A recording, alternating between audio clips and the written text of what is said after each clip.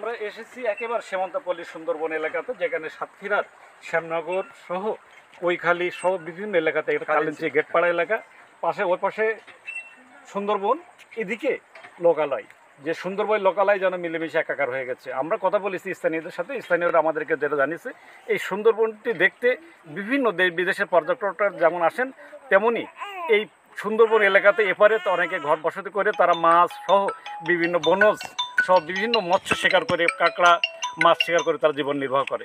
একদিকে বিভিন্ন পর্যটকরা এসে যেমন আনন্দ পান, তেমনি তাদেরকে দেখেও স্থানীয়রা আনন্দ পান। আমরা শুনবো কি বলছেন স্থানীয়রা, জানাবেন। আমি আরও জেনেছি অনেক সময় আপনারা সুন্দরবনে যান, যেখানে কাঁকড়া শিকার করেন, মাছ শিকার করেন, আপনার অনুভূতি কী?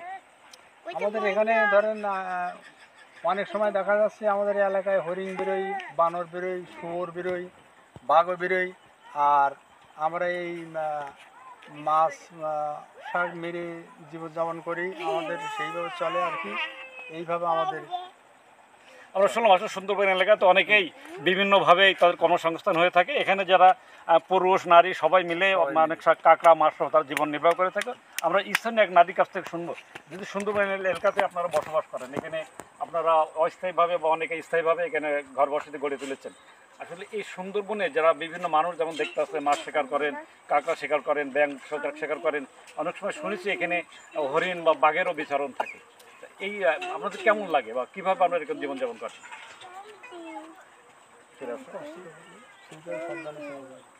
সেইভাবে সাবধানে লাইন নিয়ে সাবধানে চলা হয়, দেখা হয়। অনেক সময় শোনা যায় যে অমুক জায়গায় বাঘ উঠেছে, তাহলে মানুষ সতর্ক হয়ে থাকে, দেখে।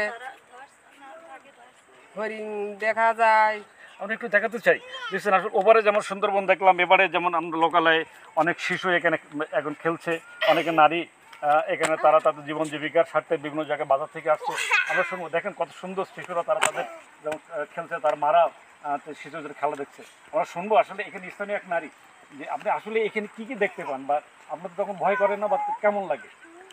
ধরেন ভয় করলেও তো ধরেন আমাদের করার কিছু নেই। আমাদের ওই সুন্দরবন ওইটাই আমাদের বাড়ি এলারা ওই সুন্দরবনে না গেলে আমাদের সংসার চলে না, বা ধরেন আমাদের বাচ্চা কাচ্চার পেটও চলে না। অনেক সময় ধরেন আমাদের জায়গা জমি নাই, আমাদের এই অল্প একটু বাড়ি, আমাদের এই সুন্দরবনে আমরা যেটা শুনলাম আসলেই পেটের যায় জীবন জীবিকার সন্ধানে অনেকে দুর্ভোগ আছে, কষ্ট আছে, জীবনের ঝুঁকি আছে, তারপরেও তারা যান এই যে সুন্দরবন।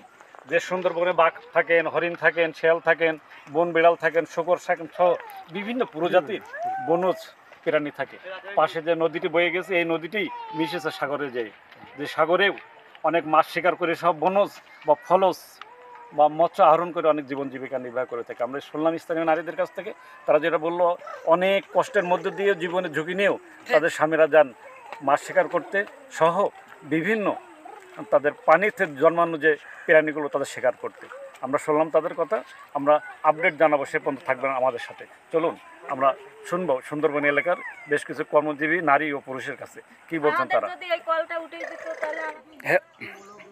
হ্যাঁ প্রিয় দর্শক, আমরা এসেছি একেবারে সুন্দরবন সন্নিকটে, ওদিকে কৈখালী, ভেটখালী, মুন্সিগঞ্জ সহ প্রায় সুন্দরবন এলাকাতে, যেখানে সাগর বেষ্টিত বা বিভিন্ন শাখা নদীতে জলজ বনজ সহ বিভিন্ন সম্পদ এখানে আহরিত হয়। আমরা শুনবো কি বলছেন এখানে স্থানীয়রা, একটু জানাবেন। আপনি হাতে যেটা দেখাচ্ছেন কি বলে, এটা কি করা হয় বা এটা সংগ্রহ? এটা নদীর তলা থেকে শামুক করানো হয়, শামুক জাতীয় জিনিস, এগুলোর নাম হলো কুতো শামুক। এ বলে এর থেকে আপনার পড়িয়ে আপনার খাওয়ার চুন, এই যে পানে যে চুন খায়, সুপারি দিয়ে সেই চুন তৈরি হয়।